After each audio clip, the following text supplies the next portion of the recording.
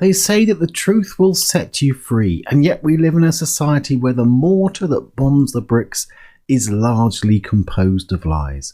So what the actual is up with that? Well, in this episode, I've gathered my thoughts on truth and lies to share with you. We're going to cover societal hypocrisy in the narrative of truth, the power of truth that is feared the most, the real cost of lies, self-delusion and how to deal with delusion shattering truths, and why the truth will actually set you free. Plus, we'll also look at the subtlest form of self-delusion, or you could say the subtlest way we lie, and I'll share a surprising fast track to being at peace with the truth and lies of human nature. So strap in and let's get into it.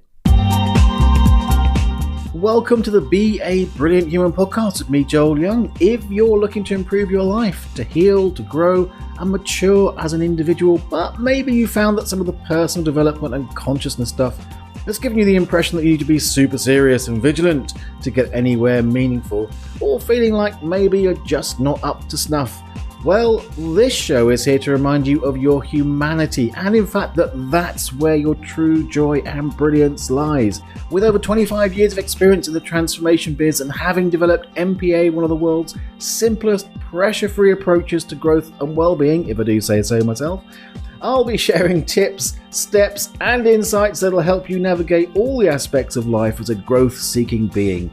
On this show, it comes to you with a good dose of humour, maybe a smattering of colourful language, a reminder not to take things so personally, and most importantly, to be kind to yourself along the way. Make sure you hit that follow button, and let's get into it. Hello, and welcome to the Be a Brilliant Human podcast with me, Joel Young. I'm delighted that you're here. We are at episode number 130, which means you can find the show notes at www.beabrillianthuman.com/130. And it also means there's 129 previous episodes you can go and binge listen to. Especially if you're brand new, go check out the back catalogue. There's all sorts of interesting, wonderful, and hopefully entertaining stuff there for you to listen to. And if you found me for the first time, well, I'm so delighted to see you. And if you're back for more, always such a, how can I say it? It's like I feel like someone who is willing to put me in their ears for a good half an hour every week is my friend, and I'm truly grateful that you do that. When I first started the podcast, back in 2018, I think it was, maybe 19, it was just an idea. I thought I'd do it. I did it kind of the first one on the spur of the moment on the back of a podcast creation workshop. And here I am, a long time later, having done a lot of podcasts.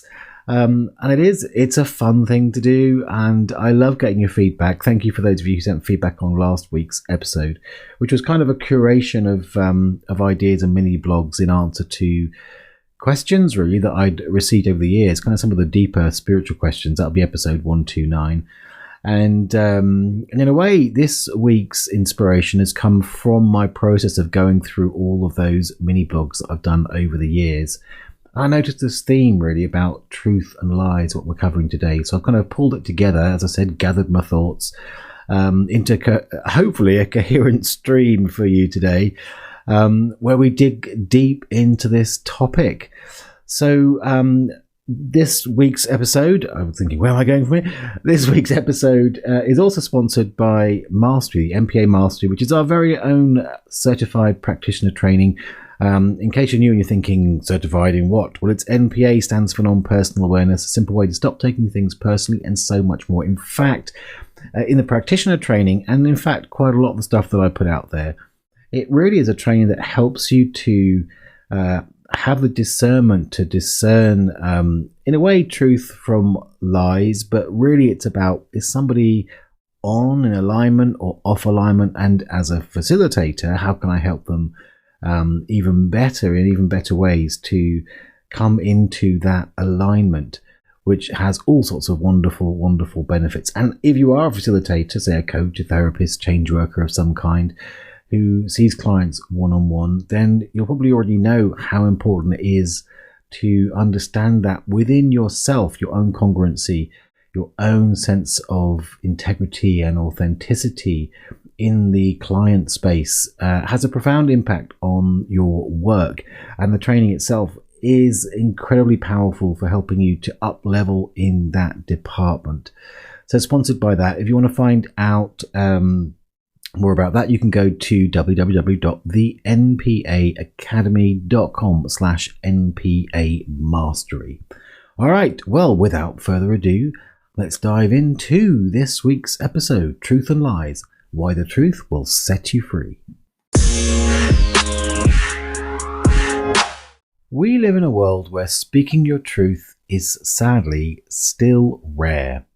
I think of it as a societal confusion. So you see, on one hand, we applaud truth speakers, and many people declare they want your authentic truth. But generally, when you give it to them and it challenges their reality, they can get really fucked off. Truth speaking has the awesome power of clarity. Now, the power of clarity to bring on profound change is often underestimated or missed completely. When true clarity comes, that feeling is a signal of alignment. It's the song sung by the choir of your soul, your body and the universe in harmonious celebration of what is becoming. And it's sung in a way that your mind can embrace it. It sets in motion its own shift and comes with a deep knowing that mountains are moving, and your actions, you'll find, come in consequence to that. NPA, and not taking things personally, generally brings a tremendous clarity and presence to any situation. And from that clarity and presence, strong affirmative action naturally arises. Anywho, I digress. So as I said, truth speaking has the awesome power of clarity. Now that's mighty uncomfortable for those who shy away from self-responsibility and would rather settle for compromise and foggy vagaries. Of course, those people will often vehemently deny their attachment to the comfy state of denial they're in, and the truth will set them free of that delusion. So speaking your truth can shake people up. So I'm encouraging you to do it anyway. Speaking the truth means you have you and they have you, and neither of you deserves any less. Of course, the tricky bit is taking people's sometimes, shall we say, less than favourable responses personally or to heart. So it can be a real inhibitor for truth speaking. So if that's a block for you, I encourage you to work at letting other people have their response and know it's not about you. Of course, if you listened to this show before, you know I'm Mr. NPA. NPA is a fantastic way to do that. I mean, it's really freaking amazeballs. It was even designed for the job. So there we go. So I guess this is a call to honesty. Now, myself, having been lied to on a grand scale in a previous relationship, I can tell you from first-hand experience that however the liar rationalizes their choices, each lie rips away at the bonds of closeness and intimacy, even if the lie is bought at the time.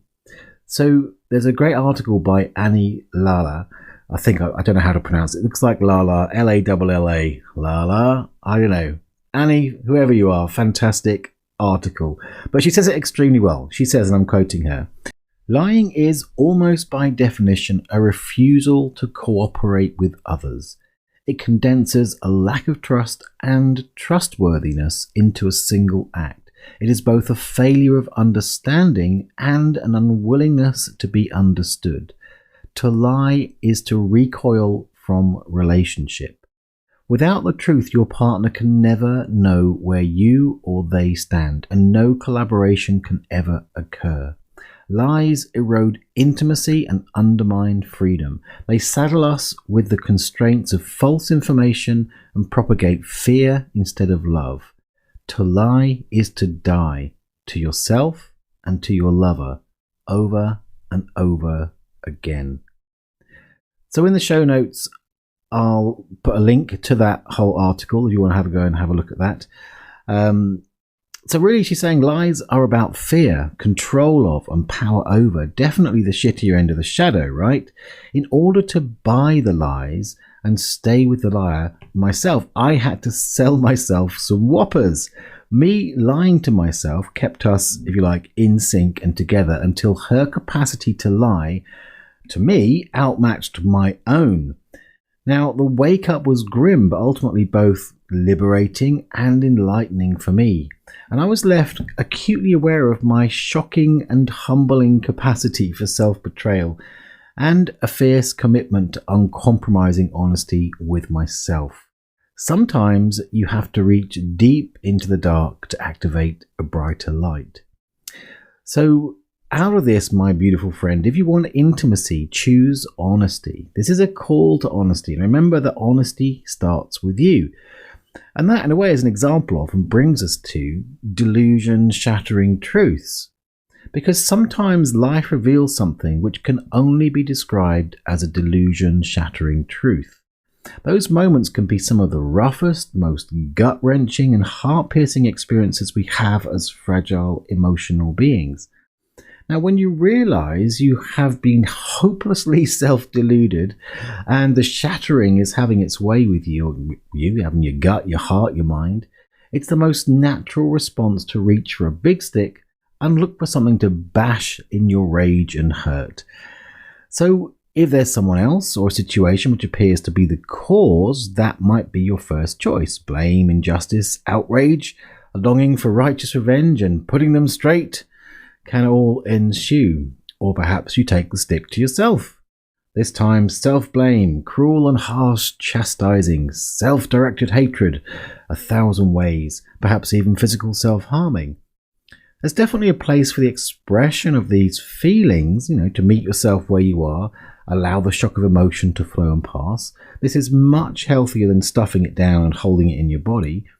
But in your own head or in arguing with another, it's easy to get stuck in a loop. So getting help from a coach skilled in deep emotional work, or perhaps a journal to provide a safe objective space, can be vital at these times. Whatever your path through the shattering, if you have the courage to keep moving forward, there comes a moment where the underlying awareness asserts itself. Firstly, there's no blame worth your attention. Plus, a delusion shattered is true insight restored. The humiliation is an invitation to surrender in humble acceptance of self and any relevant others. And unconditional love and a deeper wholeness is the gift. All of it ultimately is a gift. Now, you can't rush or fake this, and there's likely, a challenging journey to be had. But again, today, with the right help, with amazing tools like NPA, that journey can be remarkably swift and relatively painless. And if you're in the midst of this crisis of awakening, then it's certainly something that I wish for you. So let's talk about why the truth will actually set you free. Well, it will set you free if there's been a lie. And chances are, if you look at your life, there has been, at some point, a lie. So now sometimes we're given the opportunity to set a lie straight. Take it. If that opportunity comes, take it. Because a lie, no matter how hard to admit, will fester. It'll fester in you and energetically within the relationship that the lie affects. Now, it's arguable from a space of rationalization and fear that the past is in the past and what they don't know won't hurt them. But sometimes it's also good to remember that we are energetic beings, and a lie sits in you like a canker and exists in the relationship as a subtle but significantly poisonous barrier to intimacy, not to mention a latent disrespect for the relationship and the other people that lie may affect. Also, a lie, in a sense, is a manipulation of the other. It removes their choice, and inside you always know that, and you know that they are not choosing, or they're choosing you not in the truth of you, but in the falseness that you have presented. Now, that will only erode your sense of self, and it's likely you'll project that onto the other and never feel truly loved in your wholeness. For how can they love you in wholeness when there are secrets you dare not tell? The wholeness of you, especially where it affects, them, is hidden and inside you know this, even if consciously they don't. Now, it's easy to understand why we hide these things. I mean, it's fucking scary and we're afraid of losing something we love dearly. Perhaps we even wonder why the fuck we transgress in ways we feel ashamed of. But in a sense, holding on to a lie that we know holds risk means we've already lost them. By having the courage to tell the truth, we know that the other is choosing to stay truly knowing us, and that, my friend, is a wholesome and freeing thing.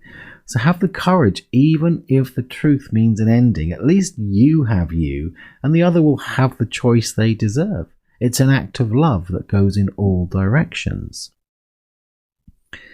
So what's that thing I mentioned about kind of the subtlest way that we lie and self-delude? Well, let me ask you a question. What's the energy behind your action? So our culture puts a great deal of stock in the power of action. And of course, action is, a critical piece within most manifestation processes. But what if it's not what you do, but the energy you do it with that matters most? What if the impact of an action is actually an expression of the energy behind it? Now, on the surface, it can look like two people are doing the same thing, but what's actually happening or being created is more linked to the energy they are doing it with. Let me give you an analogy or a metaphor for that. So let's say there's two guys sat at a bar. Both are drinking a pint of beer. Two guys apparently doing the same thing. However, one is drinking the beer for the sheer joy of it. It was just aligned and there to do. The other guy, meantime, is drowning his sorrows and using the alcohol as a medication to suppress his feelings. Two very different things are happening here, and the effects on their bodies, their interactions, and their general point of attraction is likely to be very different too.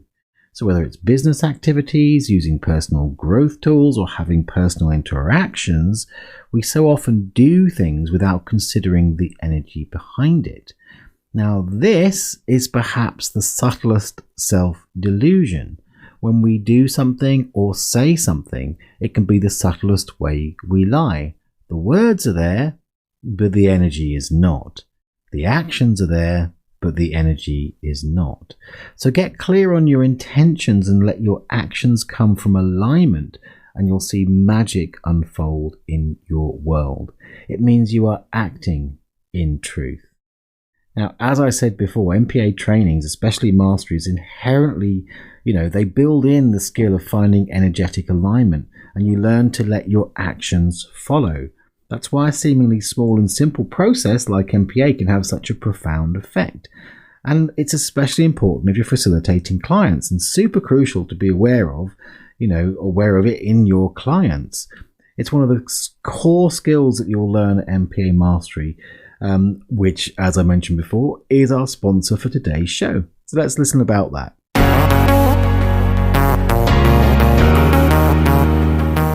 This episode is sponsored by NPA Mastery. Yep, that's our very own NPA Certified Practitioner program, where you get to up-level your one-to-one work and set yourself apart from other coaches, therapists, and facilitators as you learn NPA's unique agendaless way, which means your client sessions become effortless and resistance-free. No more draining struggles and way more energy after each session. Plus, you'll be able to add the power of NPA and over 30 NPA situation-specific frames alongside whatever modalities you already use.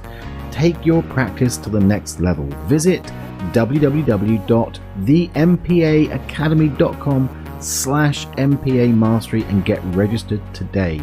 I'm deeply committed to helping you up-level the work you do with your clients. And here's what the graduate NPA Mastery participants say. Buckle up, baby, for some turbocharged personal development. This is by far my most favorite program ever. And believe me, I've had so many programs. It's a holding your hand all the way through, teaching, using his experience, which is amazing. I've never had case studies done that well in my other courses. That I feel that it's a real learning experience. And he wants us to up level. That's one of his things. And yeah, up leveling right from the beginning. And from the first 5 minutes. But it's really great because I'm feeling that difference in working with other people, in how I am as I am working with those people, and to make it more easy. And I could see the results. I could see the effect of that in my work with clients immediately, and it just gets better as we go further through the program. I've learned how much of an agenda I did have when I thought I was pretty agendaless. So the agendalessness of becoming a practitioner opens up a vastness in my own practice that I just didn't realise was available to me. It's the first time when somebody takes my hand and takes me by my hand and takes me through real intricacies and nuances of what it is to be a practitioner, to be a therapist. Even though it's online, and I've been on other online things, and you're drained at the end in front of a computer, this is the one where I don't feel drained. Like, because we laugh so much, it's so much fun, and the way it's taught, I don't feel drained at the end of 8 hours on a computer, even though that's a lot of time. It's deep and powerful and profound. The promise that Joel's making about how agendalessness will improve your effectiveness as a facilitator and as a therapist, that is not an empty promise. I'd love you to join us, so go to www.thenpaacademy.com/NPA Mastery and get registered today.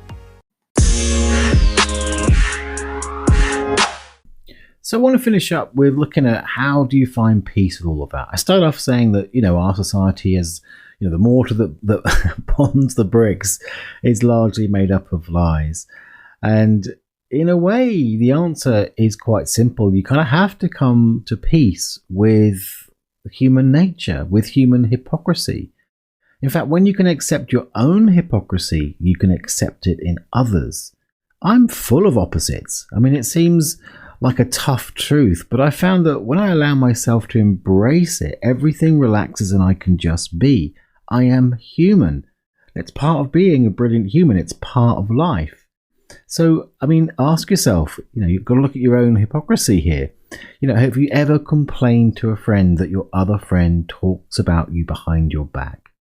You're talking about them behind their back. Have you ever felt aggrieved because you were lied to? Have you ever lied? Have you ever complained that your beloved is shut down, so you shut down to them? Life and me, we're full of these hypocrisies. The non-personal perspective encourages you to notice and allow life to wander on by. To see it from a neutral perspective that will allow you to notice what truly is, without the judgment, without the charge. The patchwork of human hypocrisy emerges as a beautiful pattern, a seductive dance, a passion, a love, a poet's play on paper, a thing flawed and full of beauty. Nothing to fear, just something that appears. So embrace your hypocrisy, my friend, and start loving the world as it is. And really, that may raise the question in you, well, then I'll just keep lying. Well, no, just because you embrace the world as it is and you can accept yourself fully doesn't mean there's parts of you that can be honoured, that want to continue to grow. As I like to say, polish your personality. Make it shine. Right, before we wrap this up, I just want to make a final note on privacy. One of the questions I get around this idea of authenticity and telling the truth is, what about privacy? Well, there's a distinction. I'm a fan of boundaries. That's why we have Boundary Bootcamp, to help people to have good, healthy boundaries. So this isn't an encouragement to share every detail and everything if that doesn't feel true to you. It's about congruence. It's about truth speaking. The fact is, I often say there's actually no truth without context. So if we're talking about relationships and lies, let's be honest, the lies that make a difference, where it makes a difference to whether your partner knows or not, whether you're hiding it. There's a difference. That's what I'm pointing at. And sometimes privacy can be really important. There's times when your gut may tell you that sharing something private, which you might class as telling the truth with somebody, is going to be unhealthy for you. So there's a certain amount of discernment required when you think about the concept of truth or the idea of truth. That's what I'm going to come back to is it's okay to be private, choose your boundaries. It's really about congruence and what's the context of what's the truth in the moment. That isn't a get out clause. It's an invitation to be even truer to you. Or you could say, the truth starts with you. I hope you enjoyed this show, and I hope to see you again. Thanks so much for listening. If you've enjoyed this show, I'd love you to do me a solid and tell someone about it. They can find us on Spotify, Apple, Google Podcasts, and most other podcast platforms. Plus, if you visit the website www.babrillianthuman.com, you can share the show notes to social media and make my day. Also, make sure you hit that follow button, and if you haven't yet downloaded the NPA process sheet, head on over to joelyoungmpa.com and get your free copy today. Big love, and see you next time.